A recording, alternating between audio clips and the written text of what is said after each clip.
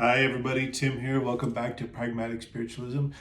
Still on this truth series I've been going over. So today we're going to talk about half-truths, which is a little bit more difficult to discuss than some of the others. So I've been kind of thinking about it all day before I filmed this. And so just to refresh, what's all this about the truth? Well, enlightenment is, or awakening, if you will, is essentially truth. It is the non-existence of non-truth, if you will. And the trouble is getting to truth. It sounds so easy, but a lot of times our truth is obscured. It is buried underneath delusions, denial of the truth, our versions or our stories about the truth. We talked about that yesterday, or half-truths. And what are half-truths? Half-truths are, it is a thought, an idea, a belief that is half true, right? And these are actually good places to get to sometimes because they usually just require additional investigation. So what is a half-truth? A half-truth could be because you haven't completed enough research yet.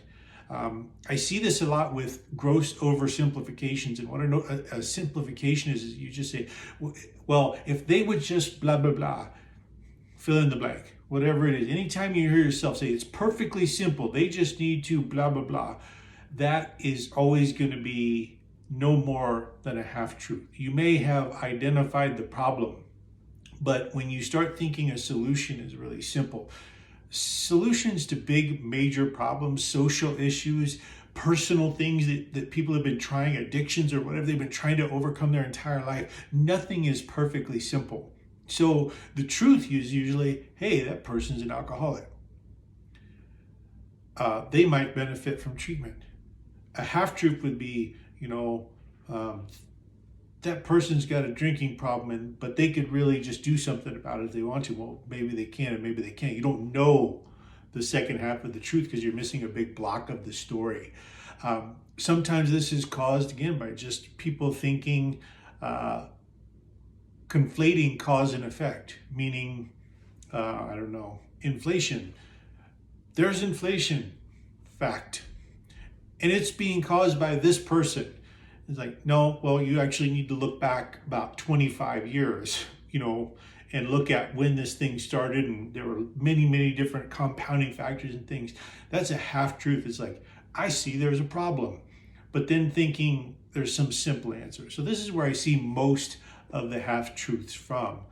Sometimes it's just because we're lacking information. Like we've got a diagnosis pretty good, but we don't have down the conditions, the things that are going into this. And of course, it's really easy to actually default back into storytelling instead of what is the antidote to this? It is seeking additional facts, or simply acknowledging, hey, I've kind of got this little piece over here, but I don't have the whole thing yet, and I may never have the whole thing, and learning to just live with that part of it instead of going out and espousing something like something's right when you haven't fully done research yet.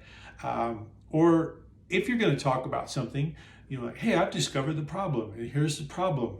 And I've thought of 15 solutions, but I haven't researched or tried any of them yet, so I can't really say that anything's going to work. There, things are complex. So anyway, those are half-truths, and the antidote to them is additional research. Sometimes it's just additional waiting. We can't always know a thing until we see more of the story unfold, so we can see more clearly. So anyway, I hope you have a good rest of your day. Remember to keep it pragmatic. This is Tim.